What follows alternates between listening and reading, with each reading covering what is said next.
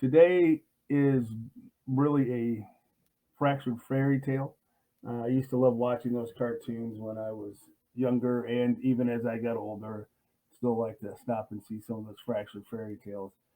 Cartoon, I believe that was in between Bullwinkle and um, the Bullwinkle show. They start out with one episode of Bullwinkle, and then they'd have a couple of cartoons in between in that half hour, and then end with the Rocky and Bullwinkle story. So in between there was something called fractured fairy tales, and I loved the whole show as a kid because I loved Rocky and Bullwinkle, and I loved the fractured fairy tales. So what this is kind of a fractured fairy tale from a Christian perspective. The centerpiece being Jack and the Beanstalk. So let's get started. Once upon a time, a long time ago, there was a giant, and that giant stood and lived above the clouds, which didn't make sense since he was heavier and bigger than anything else he had ever seen. He watched from a distance in those clouds all the people, small people, who even looked smaller as he looked at them from the clouds, but they all seemed to be living a life, and nobody really was alone. I suppose there were probably a few people who thought of themselves as being alone, but they didn't know what being alone really meant. And so he desired to um, be with somebody. So he took these beans, and it seemed like everything he touched became magical in some way. So he touched these beans that he would grow for himself to eat. Uh, and he dug them on the underside of the cloud. And the beanstalk grew and it grew and it grew. And he was to the point where he was able to climb down from his mansion up on high.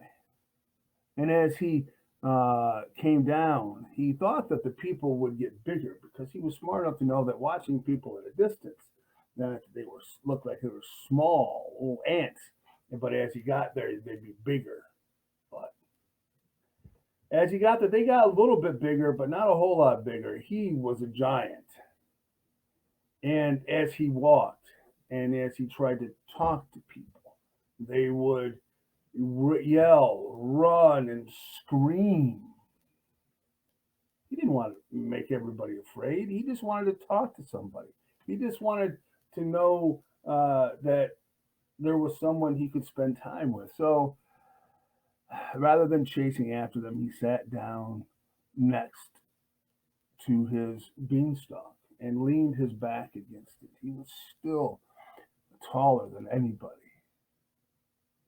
And before too long, there came um, about five men dressed in armor with all kinds of weapons, and they brought with them a uh,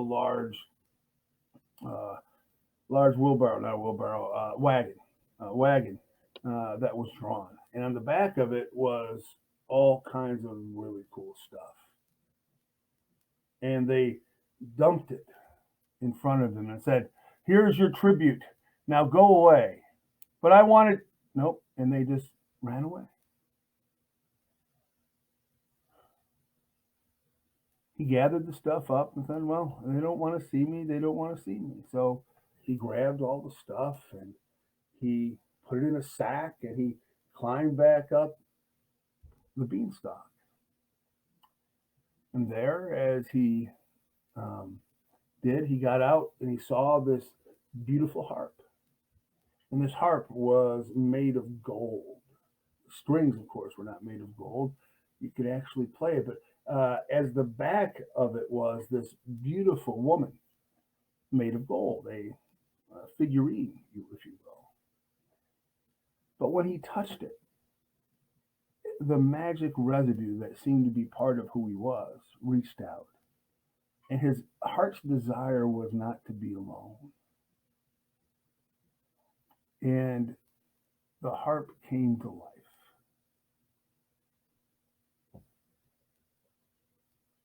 Finally, he had somebody to talk to, someone he could share his life with, someone who could talk back to him. Of course, she had questions about where she came from and how she got here and all those kinds of things. And he told her the story of him being magical and touching and that she came alive. And believing all that he had told her, she began to play beautiful music and they would spend time. But after a while, he longed for some more companionship, and he looked down and he saw that the beanstalk was getting older and would wither soon. He'd have one last chance to go down and to reach out and to talk to people. So, knowing that several years had passed, hoping uh, that the people talking of the giant that lived in the sky would have realized that he had not come down and plundered and pillaged and destroyed everything, that they would have known that everything was going to be, that he wasn't looking to hurt anybody. So he went down the beanstalk once again. And as he went down the beanstalk, people began to gather again. He's coming back! He's coming back! Run! When those cries of fear reached his ears, he slumped and thought about just going back up. But now he says, there's got to be one brave soul there who would reach out and to really want to spend time with him. So he went there and he stood and he leaned back against the beanstalk, letting, shouting from time to time, I'm just here to make friends. Sure enough, this time they brought livestock. They brought cow and a bull and a goose and a couple of geese and all these kinds of things. But no, nobody wanted to stay and nobody wanted to talk. So he made a couple trips up with the animals, each in a sack carrying them. As he touched them, not all of them became magical, but the one goose that had befriended him, there was another magical moment as he pet the goose. And she began to be able to talk and to tell him exactly what she felt. And she was a very opinionated goose. She thought he was scruffy, that he didn't eat well, and that he should exercise more. And she also began to lay golden eggs. What he was going to do with gold, he had no idea, so he just piled them up, believing that there was some blessing coming at the end of all of this. And then, as he saw that the beanstalk was about to die, he went down in the middle of the night when no one would see him. And he buried 3 magical beans, and in hopes that someday somebody would find them. And he hid them in a tree because if he buried them, they'd grow. But he hid them in a tree, and he was hoping that someday someone would be brave enough to come up and see him. And so he went back and he chopped down the beanstalk and pulled it back up so it didn't fall and hurt anybody. And he sat there and he spent many, many splendid years with the company of the harp and the magical goose. But there were days when he would stand on a beautiful, clear day, looking down from his cloud, wondering what was going on below, wondering if how life was going and what it was to have other people to talk to. And he looked to see if anybody would be planting any magical beans. But no, nobody was planting magical beans. Soon he had forgotten about the whole thing and had just resolved himself to a pleasant existence. was no longer terribly lonely, for he had two great friends, the goose that laid the golden eggs and the harp that sang him beautiful tunes. That, of course, was until the day that Jack entered into his life. Jack entered into his life in a way that he never would have expected. He should have known. Everybody who ever saw him was afraid of him. Everybody who ever saw him thought he was a monster because of his size and because of his voice boomed. And everybody, being so small, the voice would vibrate through him. And one day, very what he thought would be a very magical day, he heard someone walking in his castle. Fee, fi, fo, fum. I smell the blood of an Englishman, hoping that an Englishman would have been the one to come up and spend time with him.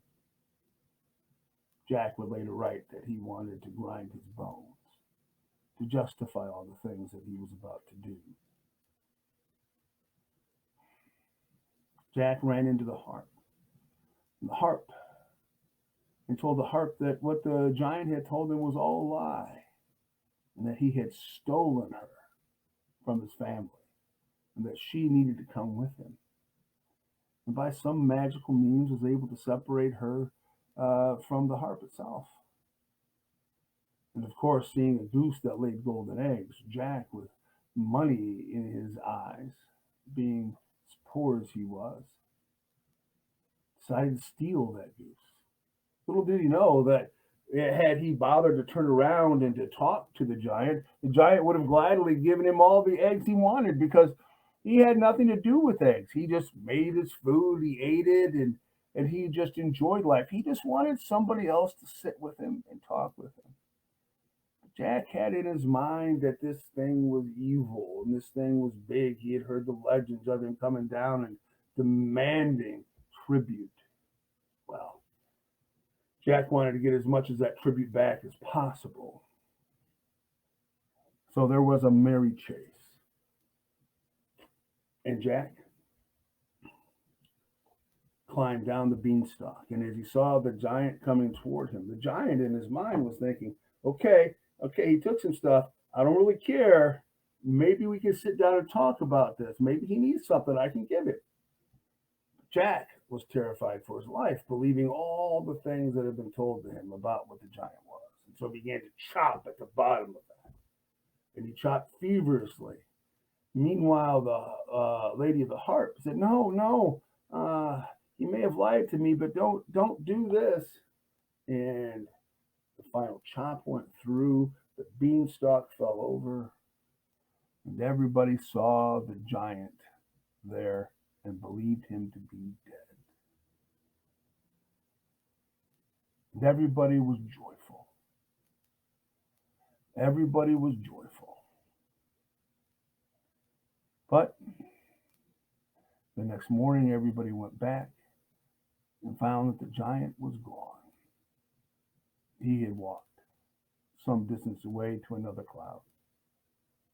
He planted his magic beans, climbed up the giant stalk into another cloud, and built a life of solitude there.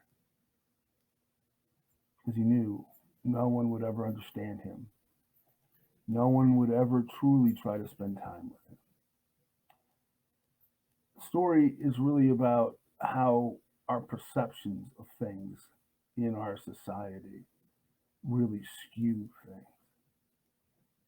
We say we can't judge a book by its cover, but in reality, we do that all the time. I find myself fighting against that very thing all the time. I myself like to present myself as someone who does things, or D&D, all that kind of stuff that other pastors won't do. But in reality, when I see some anomaly out in the world, my knee jerk reaction is to not like it, which makes me a hypocrite. The story can be seen and understood in a lot of different ways.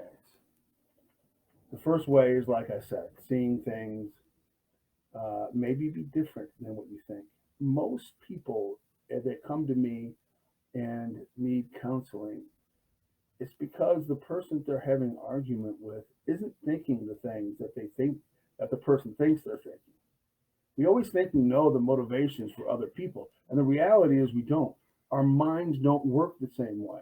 And so we make a lot of assumptions on things, and it really hurts our opportunity to actually enjoy life and enjoy one another. But we have a hard time realizing that there are as many ways of thinking as there are minds. I know I've experienced that with my own children. I'm sure if you have children, you've experienced that yourself. Their mind doesn't work the way yours does, even though they came from your body and they grew up in your house. But their minds don't necessarily always think the same way. And so it gets like this. Another way that I wanted to think about this story is that the giant is God. And we are the people who are afraid of God. And we often make a monster of God, believing that he allows things like a pandemic to happen, and that he's the cause or the root of all evil, or the followers of him are the root of all evil, and how we shove him away. It's not a perfect analogy at all, because God never leaves us. Um, but the concept of the victors writing the histories is a truth. Um, for example, I think it's the Cherokees that won't accept a $20 bill. Why? Because of Andrew Jackson is on the $20 bill. I don't know what to do because Andrew Jackson is one of my favorite presidents, but also Andrew Jackson did one of the worst things uh, in the history of, of America, which is the Trail of Tears, which took the Cherokee from, I believe, Florida and marched them, and they just died. He didn't have a legal right to do it. The Supreme Court said, no, you can't do this, but he did it anyway. So he grew up as an Indian fighter, and so he, and so we write the histories of things. The victors write the histories of things. So the story is also a cautionary tale about how we don't try to see all the different angles of things, and how there's more to the story than our own imagination. I mean, isn't that what the great bard Shakespeare is talking about when God, it was right in my mind because I could tell it. Um, um, the Prince was there. There's more understanding in your philosophy, the concept and idea that our opinions get in the way of facts. Yeah. And that has always been going on. That we search for the facts that fit our opinion rather than fitting our opinion to all the facts in, in the area. So anyway, so that's where that story came from. Um, I don't know what I'll be doing next week. Let me know if you enjoyed this particular uh, story. Um, I may just make up a story with three unrelated objects next week because unless I can come up with something else. So, anyway, thanks for tuning in, and I'll see you guys next week. Let's close with a prayer. Lord God, be with us that we do not prejudice ourselves as we look and see people from the surface, but rather dig deeper into their minds and their associations. And may we be open to sharing ourselves with others, that people may know who we truly are as well. We pray in Christ's name. Amen. Go in peace. Serve the Lord.